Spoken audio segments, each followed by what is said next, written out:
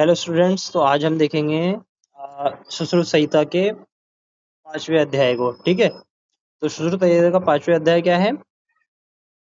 अग्रोपहरणीयम अध्यायम। ठीक है, तो अग्रोपहरणीयम का मतलब क्या होता है? द प्री ऑपरेटिव मैनेजमेंट, मतलब सर्जरी के पहले कौन कौन सी मैनेजमेंट करनी चाहिए हमें, वो इसमें बताया गया है। ठीक है, सुश्रुत संहिता के सूत्र स्थान का 5वां अध्याय है। ठीक है,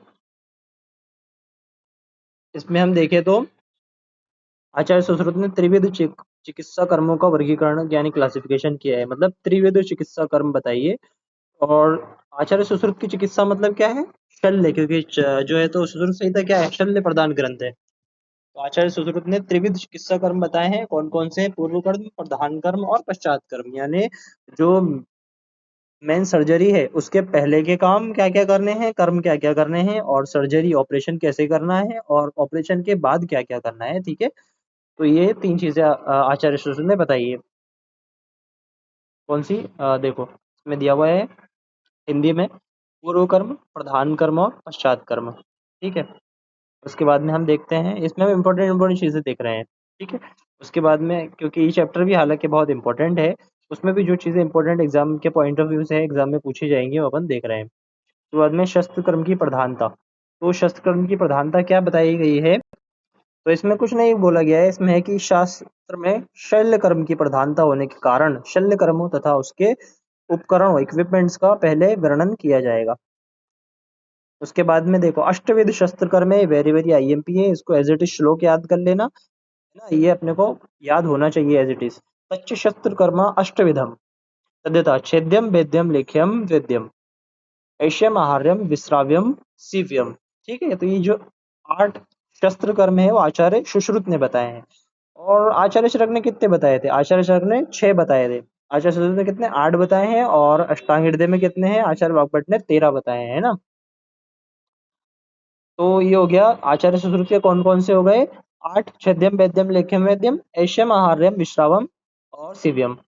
ठीक है, उसके अलावा जो आचार्य वाग्भट ने अष्टांग हृदय में बताए हैं वो 13 प्रकार के बताए हैं। 13 प्रकार के शस्त्र कर्म कौन कौन से बताए हैं आचार्य वाग्भट ने? तो 8 तो सुश्रुत के हो गए, है ना, जो अपन ने ऊपर पढ़े। उसके बाद में जो है तो 5 अलग से इन्होंने बताए हैं। कौन कौन से? उत्पाटन, कुट्टन, मंथन, दहन और ग्रहण। ठीक है, ये 5 बताए हैं। तो इसकी ट्रिक हमने बताई है यूके में डिग्री, है ना। तो यूके में, यूके से क्या हो गया? उत्पाटन कुट्टन, और में से हो गया मंथन, डिग्री में वो क्या हो गया तुम्हारा? दहन, और जी से क्या हो गया? ग्रहण। ठीक है,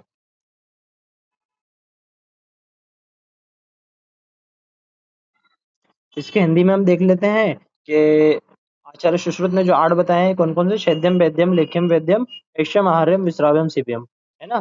तो जो वैद्यम है, जो वैद्य है यानी इंसिजन लगाना है, तो आचार्य चरक ने उसको क्या दिया है? पाटन संज्ञा दी है। ठीक है, और ऐशम और आहार्यम आचार्य चरक ने नहीं माना है, क्योंकि आचार्य चरक ने कितने माने? 6 माने हैं ना।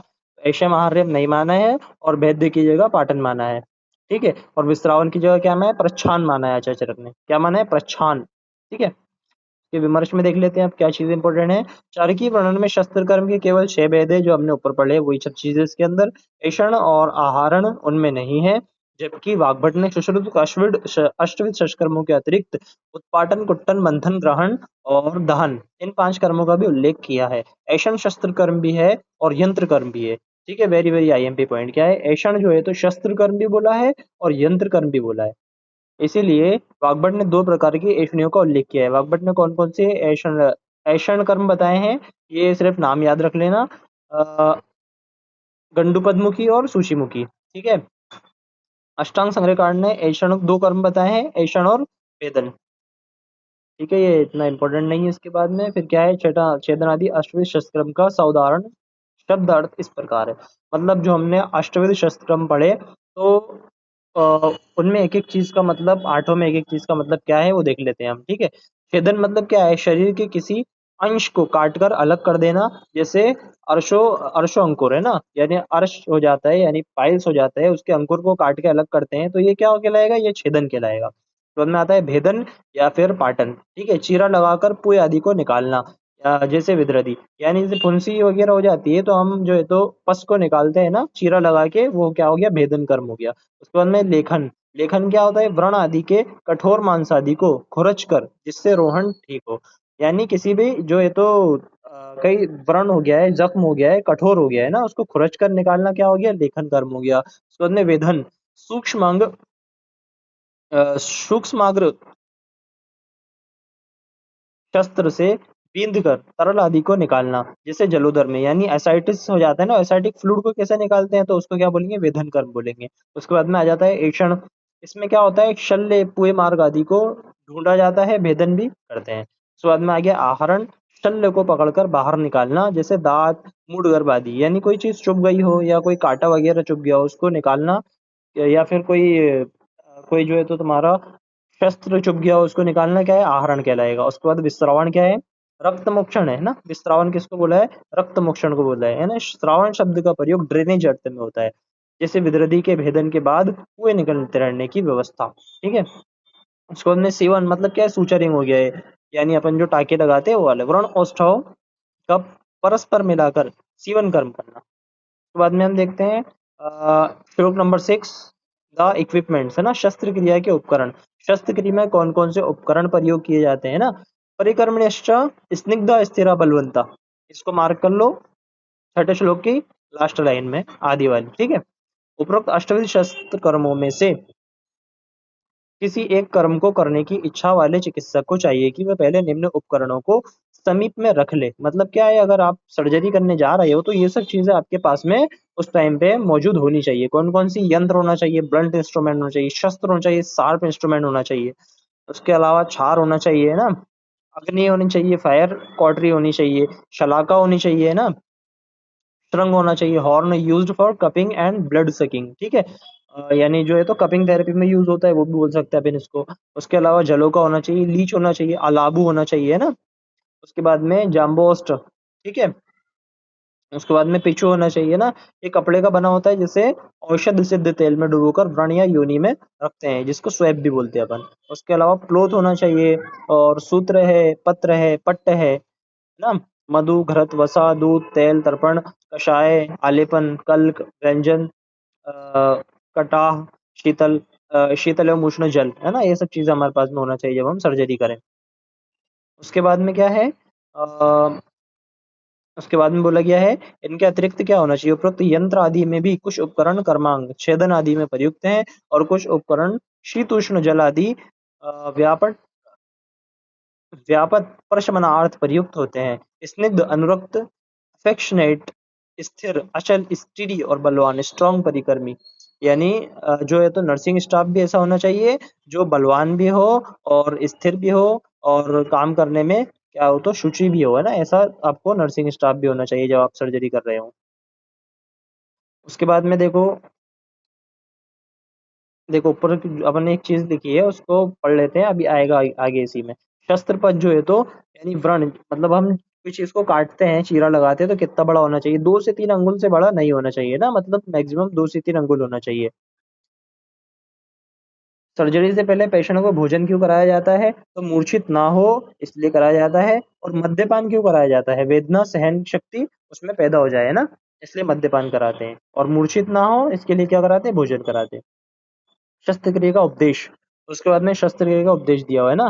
देखो, भुक्तवंताः प्रामुख आतुरम उपवेश्य यंत्रित्वा प्रत्यंग मुखो वेद्यो, है ना। ये इंपॉर्टेंट है, इसको आप अंडरलाइन कर लो। उसके बाद में अनुलोमम शस्त्रम, यानी जितने भी शस्त्र है उनका प्रयोग कैसा है? अनुलोम है। ठीक है। एक्सेप्ट आलेप, जो आलेप है वो प्रतिलोम करते हैं। प्रतिलोम क्यों करते हैं? वो अंदर तक के वो जस्ट एब्जॉर्ब हो जाए ना, इसलिए आलेप जो है तो प्रतिलोम करते हैं। और बाकी जितने भी शस्त्र कर्म है, शल्य कर्म है, वो क्या है? अनुलोम है। ठीक है। उसके बाद में क्या है? महत्स्वापीचा पाकेशु द्वयंगुल अंतरम त्रिअंगुल अंतरम व शस्त्र पदम उक्तम। ठीक है। जो हमने ऊपर पढ़ा वही बताया हुआ है इसके अंदर के पाक स्थल बड़ा हो तो भी शस्त्र से 2 या 3 उंगली से बड़ा व्रण नहीं बनाना चाहिए। ठीक है। और रोगी को लघु आहार कराना चाहिए, है ना। आहार क्यों कराते हैं हमने देख लिया, ताकि वो मूर्छित ना हो। उसके बाद में व्रण भेदन के गुण, क्वालिटीज ऑफ गुड इंसिजन, यानी जो एक अच्छा, अब देखो इसमें 2 चीजें है ना। अगर गुड इंसिजन पूछा है तो इसमें 5 क्वालिटी बताई हुई है, और अगर प्रशस्त व्रण पूछा है, प्रशस्त इंसिजन पूछा है, तो इसमें 4 क्वालिटीज बताई गई है ना। तो अपन पहले देखते हैं व्रण यानी भेदन के गुण, क्वालिटीज ऑफ गुड इंसिजन क्या है। तत्र तत्रायतो विशालः समः सुविभक्तो निराश्रय इति व्रण गुणा, है ना। व्रण के 5 गुण बताए गए हैं। पहला क्या है, आयत होना चाहिए, एडिक्वेट लेंथ होना चाहिए ना, प्रॉपर लेंथ होना चाहिए, आयत होना चाहिए। उसके बाद में विशाल होना चाहिए, एडिक्वेट एक्सटेंसिबिलिटी होना चाहिए उसमें। उसके बाद सम होना चाहिए, regular and uniformly cut edges होना चाहिए, है ना। मतलब ऐसा नहीं कि आड़ा टेढ़ा काट दिया है, एक यूनिफॉर्मली कट होना चाहिए। और सुविभक्त, अच्छी तरह से अलग हुआ और निराश्रय होना चाहिए ना, अर्थात जिसमें पूरी मतलब उसमें पॉकेट्स पर पस पॉकेट्स नहीं बनना चाहिए, जिसमें कि पूरे यानी फिर क्या है पस उसमें रह जाए, ऐसे पॉकेट्स नहीं बनना चाहिए, है ना। ये क्या हो गया, व्रण के गुण। तो हो सके तो उसको श्लोक एज इट इज याद रख लेना, क्योंकि ये एग्जाम में पूछा जाता है। क्या है, छोटा सा श्लोक है, एक लाइन का, लेकिन इसमें अगर एक नंबर मिल गया तो बहुत बड़ी बात है, ठीक है। तत्र है तो विशाल सम सुविभक्तो निराश्रय इति व्रण गुण। उसके बाद में प्रशस्त वर्ण अगर बोले जाए तो आतश्च विशालश्च सुविभक्तो निराश्रय, इसमें क्या नहीं है, इसमें सम नहीं है ना। इसमें क्या है, तत्र आयतो विशाल सम सुविभक्तो निराश्रय, है ना। इसमें क्या है, आयता विशाल सुविभक्तो निराश्रय है, इसमें सम का जो है तो प्रयोग नहीं किया आचार्य ने। उसके बाद में क्या है, प्राप्त काल कृतिश्चापि व्रण कर्माणि शस्यते। उपरोक्त सूत्र के विषय में इस श्लोक में अधिक स्पष्ट किया गया है। शस्त्र कर्म में किया गया वे वर्ण भेदन प्रशस्त होता है, जिसमें निम्न गुण कौन कौन से होते हैं, देखो। पर्याप्त लंबा होना चाहिए, पर्याप्त चौड़ा होना चाहिए, जिसके किनारे टेढ़े मेढ़े ना हो, मर्म आदि के आश्रित ना हो, अथवा जिसमें पूरे आदि का कोई आश्रय स्थान बिना कटान रहता हो, और जिसका भेदन ठीक समय पर किया गया हो, ठीक है। उसके बाद में हम देखते हैं शस्त्र कर्म का प्रमाण कितना बताया गया है। सॉरी, शस्त्र का नहीं, शस्त्र कोश यानी शस्त्र रखने की जो जगह है उसका प्रमाण कितना होना चाहिए, तो 12 × 9 अंगुल है, आचार्य अष्टांग संग्रह में, यानी किसने, आचार्य वाग्भट ने बताया है, ठीक है, शस्त्र कोश का प्रमाण। उसके बाद में हम देखते हैं शल्यहर्ता के गुण, है ना, यानी क्वालिटीज ऑफ गुड सर्जन। एक अच्छे सर्जन की क्या क्या क्वालिटीज होना चाहिए, तो आचार्य सुश्रुत ने कितनी 6 क्वालिटीज बताई है अच्छे सर्जन की, कौन कौन सी बताई है। शौर्य अशुक्रिया, शस्त्र तीक्ष्णम, अ, शस्त्र शास्त्र तीक्ष्णम, आस्वेदम आविपतु, ठीक है, असमोहश्च वेदस्य शस्त्र कर्माणि शस्यते। यानी कौन कौन सी क्वालिटी होना चाहिए, शौर्यम यानी बॉल्डनेस होना चाहिए, आशु क्रिया स्विफ्टनेस होना चाहिए, है ना, स्विफ्टनेस होना चाहिए एक्शन में।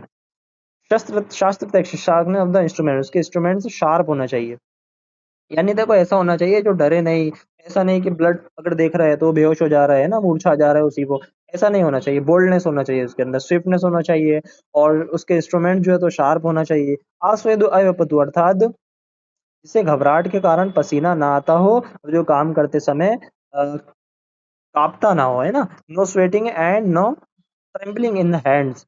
और क्या होना चाहिए, असमोहश, है ना, कॉन्फिडेंस होना चाहिए उसके अंदर। शल्यहर्ता के ये गुण प्रशस्त है ना। इसको भी आप श्लोक याद कर लेना तो बहुत बढ़िया रहेगा। उसके बाद में देखते हैं हम प्रतिभेदन, है ना, काउंटर इंसिजन और बहुभेदन मल्टीपल इंसिजन। यदि एक वर्ण, पहले श्लोक देख ले हैं इसका, 12 नंबर का श्लोक है, क्या कह रहा है, यतो यतो गतिम विद्यात उत्संगो यत्र यत्र यत्र च तत्र तत्र वर्णम कुर्यात् यथा दोषो न तिष्ठति। यदि एक वर्ण बनाने से वर्ण की पूरी तरह शुद्ध होने की संभावना ना हो, तो शल्य चिकित्सक को अपने विधिक के अपने विवेक के से अन्य वर्ण भेदन बनाने चाहिए, है ना। यानी अगर एक कट लगा लिया है और उससे लग रहा है कि जो मतलब जो पस वगैरह निकालना था या जो ट्रीटमेंट करना था वो नहीं हो पाएगा, तो अपने विवेक से उसको जो है तो सर्जन को दूसरे कट भी लगाना चाहिए। कहा भी गया है, दोषों ने जहां जहां मार्ग बना रखा है, तो जहां जहां उत्संग है वहां वहां इस प्रकार वर्ण बनाना चाहिए जिससे दोष हुए निकल सके। उत्संग मतलब क्या है, वही अपन ने जो पढ़े थे पस पॉकेट्स, ठीक है।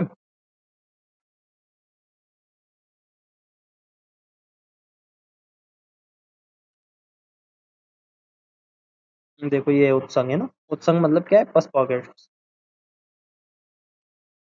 उसके बाद में बताया गया है कि त्रियक भेदन कहाँ करना है, और जो है तो अ, अर्धचंद्राकार भेदन कहाँ करना है ना। ये वेरी वेरी आईएमपी है, इसमें से एक आध जो है तो एक आध क्वेश्चन फंस ही जाता है ना।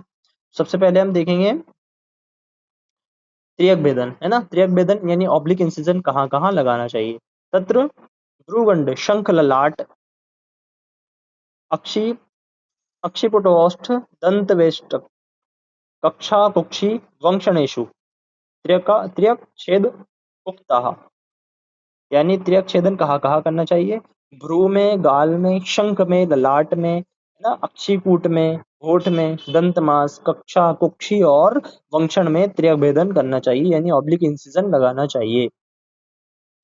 उसके बाद में क्या है? चंद्र चंद्रमंडल वच्छेदान पाणिपादेशु कार्येत। यानी जो है तो चंद्रमंडल, देखो बुद्धिमान शल्य चिकित्सक को हाथों और पैरों में चंद्रमंडल के आकार, लाइक अ फुल मून, है ना, का भेदन और अ, का भेदन करना चाहिए। उसके बाद में क्या है? अर्धचंद्राकृति चापी गुदे मेढ्रे च बुद्धिमान, है ना।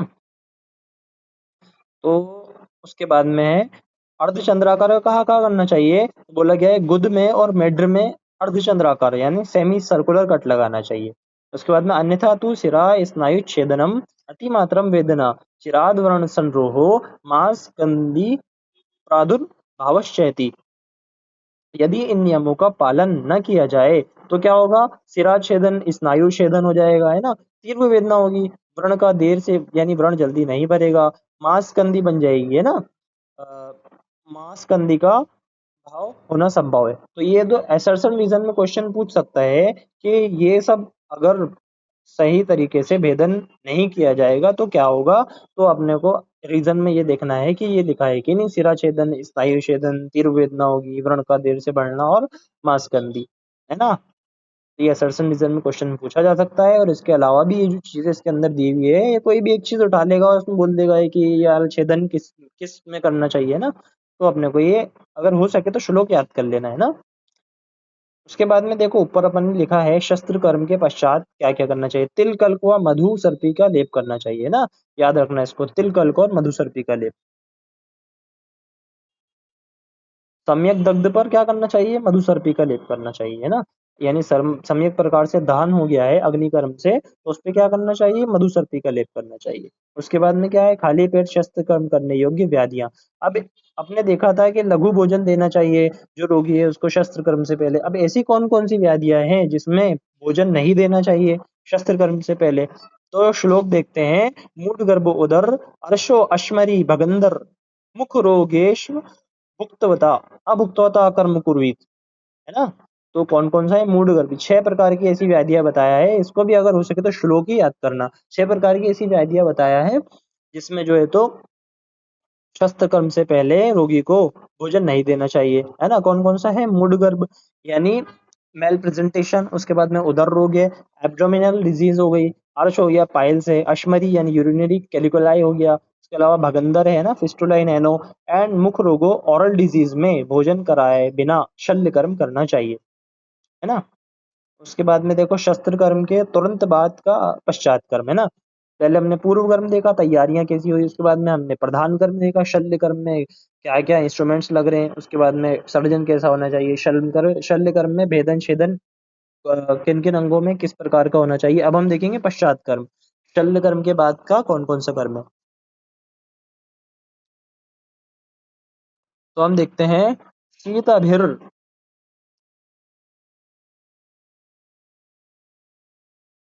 इसका तो देखो इतना इंपॉर्टेंट श्लोक नहीं है तो अपन इसका हिंदी देख लेते हैं ना। विदृति भेदन में प्रयुक्त शस्त्र को निकालकर रोगी को शीतल जल से आश्वासन करना चाहिए ना। आचार्य चरक ने बोला भी है, उदरम उश्वास कारणाम, है ना, जो अग्रे द्रव्य दिए हुए हैं ना चरक संहिता के अंदर, तो उसके अंदर में देखना आपने, उदरम उश्वास कारणाम दिया है, यानी जो आश्वासन कार्य है वो किसका है? उदक उदकम उश्वास कारणाम, है ना, उदक का है यानी जल का है। तो इसमें क्या है? रोगी को शीतल जल का आश्वास करना चाहिए, शीतल जल से, है ना। उसके बाद विदृति को चारों ओर से निपीड़न करें और व्रण को उंगलियों से मर्दन कर और कषाय एवं जल को प्लोत से लेकर उसका प्रक्षालन करना है। उसके बाद तदनंतर तिल कल्क मधु और घृत से तर तथा औषधि युक्त वर्ती देना है ना। उसके बाद में क्या करना है?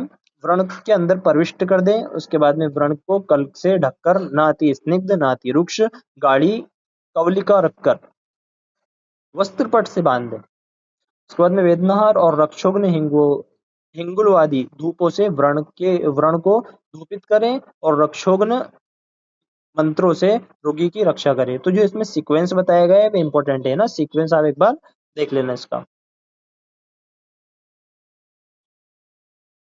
उसके बाद में आ गया आपका धूपन द्रव्य कौन कौन से है ना। ततो ततो गुग्गुल, अगुरु, सर्जर, सर्जरस, वचा, गौरस, चूड़ेर, लवण, निम्ब पत्र, विमिश्रे, राज्य युक्तेर्धूपयेत्, आज्यशेषेण च अस्य प्राणान् समालवेत्। तदनंतर गूगल है ना, यानी गूगल, अगर, राल, वचा, सफेद सरसों, इनके सूक्ष्म चूर्ण को लवण, नींबपत्र तथा घृत मिलाकर व्रण का धूपन करें। जो घृत शेष रह जाए उसे हृदय आदि प्राण स्थानों का मर्दन करें। ठीक है।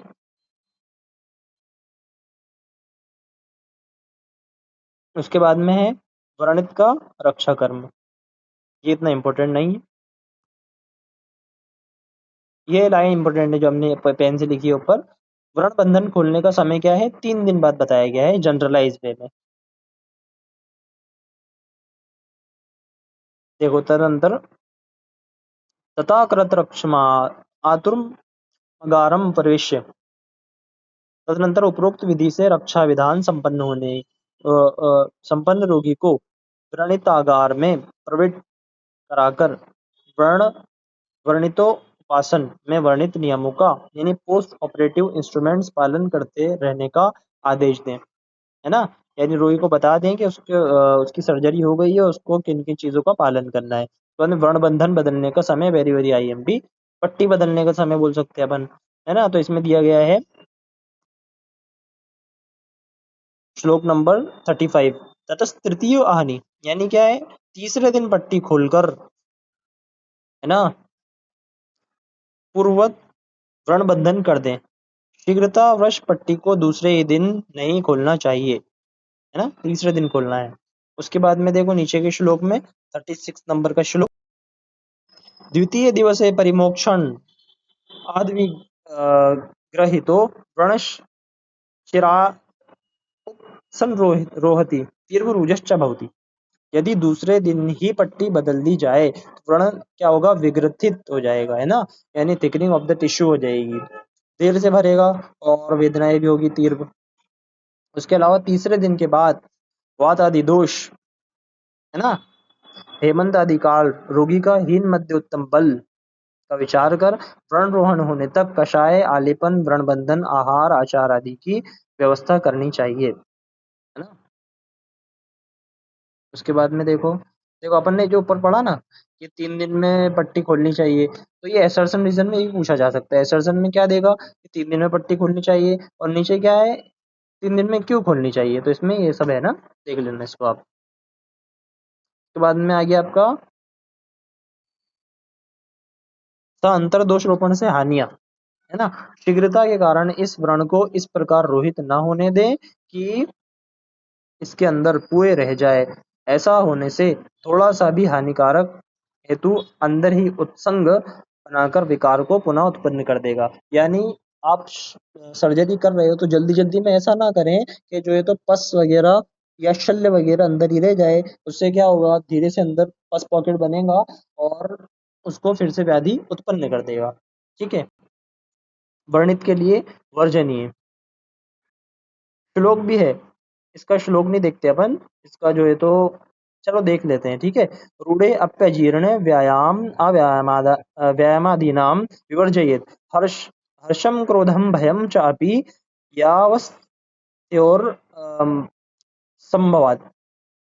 इस कारण से जब व्रण बाहर और अंदर से पूर्णतः शुद्ध हो जाए तो उसका रोपण होने दें, यानी रूढ़ भर हो जाने पर भी अजीर्ण, व्यायाम, हर्ष, क्रोध, भय आदि का व्रण में स्थैर्य हो जाने तक परित्याग करना चाहिए। यानी क्या करना चाहिए रोगी को, यानी सर्जरी हो गई है, अब उसका जो है तो व्रण जख्म भर रहा है तो उसको अजीर्ण नहीं, मतलब उसको ऐसा भोजन नहीं करना चाहिए इसको अजीर्ण जिससे उसको अजीर्ण हो जाए। व्यायाम नहीं करना चाहिए, हर्ष, क्रोध, भय ये सब चीजें नहीं करना चाहिए। उसके बाद ऋतु अनुसार व्रण बंधन। अब ऋतु अनुसार व्रण बंधन कैसा है अब देखते हैं अपन। हेमन्ते शिशिरे चैव वसन्ते चापि मोक्षयेत् त्र्यहाद् द्व्यादक्षर द्व्याद अक्षर ग्रीष्म वर्षा स्व अपि च बुद्धिमान, है ना। तो हेमंत शिशिर में क्या करना है, देखो बुद्धिमान शल्य चिकित्सक को हेमंत शिशिर और वसंत ऋतु में व्रण बंधन को प्रति तीसरे दिन, है ना। देखो हेमंत शिशिर च वसंते चापि मोक्षयेत् त्रिहाद, है ना। हेमंत शिशिर और वसंत में क्या करना है, तीसरे दिन। और क्या है, तो शरद ग्रीष्म वर्षा चापी द्विहाद, शरद ग्रीष्म वर्षा, है ना। शरद ग्रीष्म और वर्षा में क्या है, दूसरे दिन पट्टी बदलनी चाहिए। यानी देखो फिर से देखो इसको, हेमंत शिशिर और वसंत में क्या है, तीसरे दिन पट्टी बदलनी है। और शरद ग्रीष्म और वर्षा में दूसरे दिन पट्टी बदलनी है ना। वेरी वेरी आईएमपी, याद रखें इसको। उपरोक्त नियमों का अपवाद, एथिक्स इन इमरजेंसी। अब कोई इमरजेंसी कंडीशन है तो उसमें क्या करना है, उसमें फिर ये रूल्स जो है, तो रूल्स मानने जरूरी नहीं है। मेन ये है कि आपको फिर उसको पेशेंट को बचाना है किसी भी तरीके से, उसको क्या बोलेंगे, आत्यायिक चिकित्सा सूत्र भी बोलते हैं इसको, ठीक है। अत्यायिक चिकित्सा सूत्र क्या है, आपातकालिक अवस्थाओं में शल्य चिकित्सक को इन नियमों का पालन की आवश्यकता नहीं है, अपितु जलते हुए भवन की तरह तुरंत उपयुक्त व्यवस्था करनी चाहिए, ठीक है। उन पश्चात कर्म में वेदना शमन उपाय, है ना, पोस्ट ऑपरेटिव सेडेशन। या वेदना शस्त्र निपात जाता तीर्वा शरीरम प्रदुनोति जंतो घृतेन सा शांति उपैति सिक्ता उष्णेन यष्टि मधु अन्वितेन, है ना। शस्त्र निपात जन्य वेदना में, यानी शस्त्र कर्म कर दिया है, अब पेशेंट को बहुत जो है तो तीव्र वेदना हो रही है, तो उसको क्या करेंगे आप, यष्टि मधु कौष्ण घृत का प्रयोग कराएंगे, ठीक है, जिससे उसका जो है तो वेदना शांत हो जाएगी।